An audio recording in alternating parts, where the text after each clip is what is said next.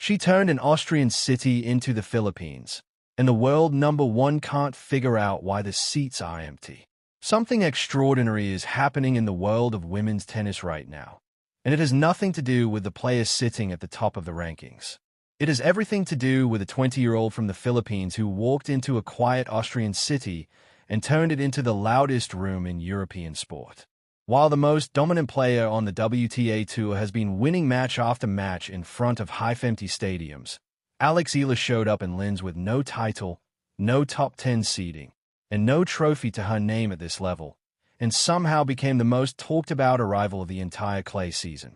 This is the story of the People's Champion effect, what it reveals about the future of professional tennis, and why the gap between ranking dominance and crowd dominance has never been more dramatic or more fascinating than it is right now.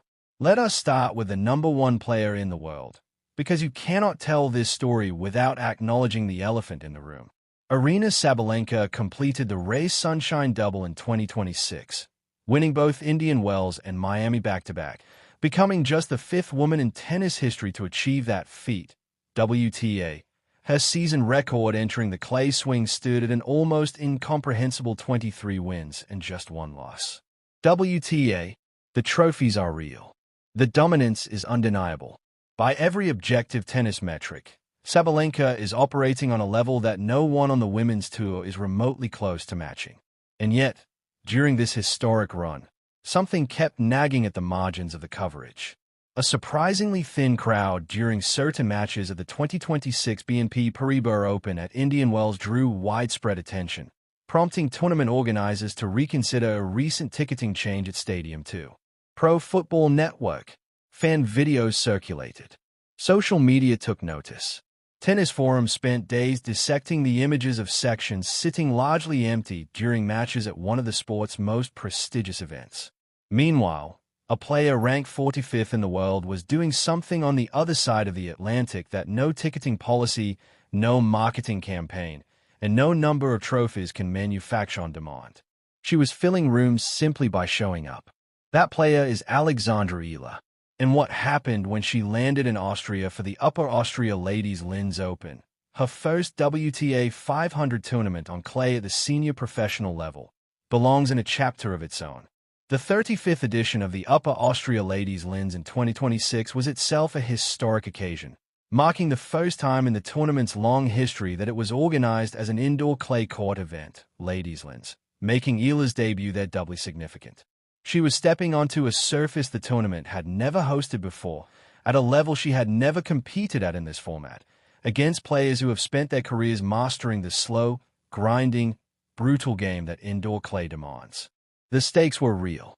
The challenge was enormous, and the Filipino community of Austria decided, collectively, that none of that mattered. They were coming anyway. Approximately 30,000 Filipinos call Austria home, with many concentrated in and around Vienna, just a short train ride from Linz. The Philippine Embassy issued public encouragement for fans to attend. Social media groups coordinated travel. Trains were packed, and when the doors of the Design Center Linz opened, Filipino fans showed up in force, waving Philippine flags and homemade banners at center court in support of Ela. Inquirer.net. Put yourself in the shoes of any other player in that draw for a moment. You arrive expecting a standard WTA 500 atmosphere. Respectful crowds, a few hundred committed fans scattered throughout the week, the usual professional tennis bubble. Instead, you walk into a wall of sound, a sea of yellow and blue, thousands of voices chanting a single name. And that name is not yours. That is the Alex Ela effect, and it operates on a frequency that most professional athletes spend entire careers chasing without ever finding. The tournament director saw it coming before most people did. Sandra Reichel, a former professional player herself and now the woman who has spent decades building the Linz Open into Austria's biggest women's sporting event, gave an interview ahead of the tournament that left no room for ambiguity. Reichel described Ela as unbelievable, stating it was great for the Philippines, for the people, and for tennis fans that to have such an amazing player. Tennis head. She did not say she was promising. She did not say she was interesting to watch. She said unbelievable. Coming from a woman who has seen every caliber of player walk through tournament gates across multiple decades of professional tennis, that word choice matters. Reichel also made a scheduling decision that spoke even louder than her words. When Alex stepped onto that 3,000-seat center court in Linz, she was not just playing for herself. Cebu Tennis. The tournament placed her on the main stage for her matches, not tucked away on an outer court as a standard practice for players outside the seedings. The calculation was simple. Ila was not just another entrant in the draw. She was the reason people were buying tickets. And Reichel, with all her experience, understood that perfectly. The backstory that brought Ila to Linz is worth understanding fully, because the clay debut did not arrive in a vacuum. It arrived at the end of a hard-court swing that showed both the extraordinary ceiling and the still-present gaps in her game. At Indian Wells in March, Ila reached the round of 16, defeating Diana Yastremska and, in one of the season's most stunning results, beating Coco Gauff along the way. Then she ran into Linda Noskova and the Czech wall came down. She lost comprehensively and moved on.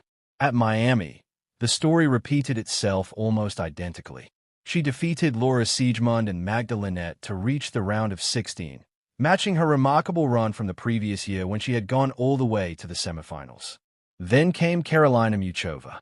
Ila absorbed a 6-0, 6-2 result in the round of 16, the second straight WTA 1000 tournament where a Czech player ended her run, dropping her record against Czech opposition to 0-12.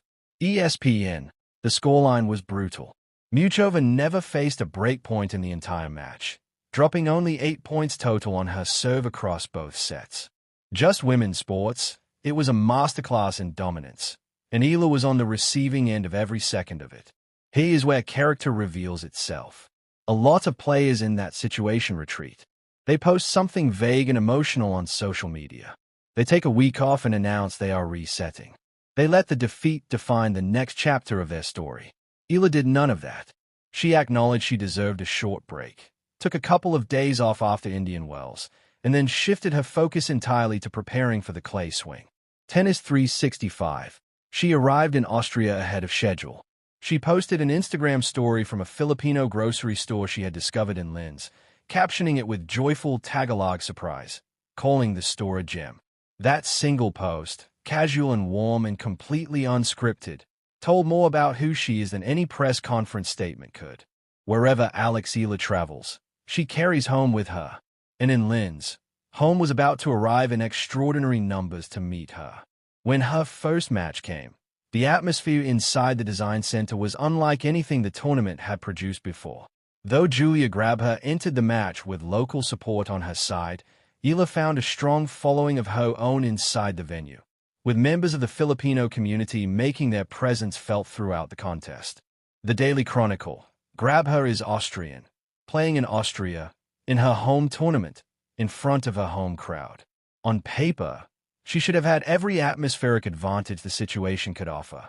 Instead, she walked onto a center court that had been converted into something resembling a Manila street party. The Filipino fans were louder.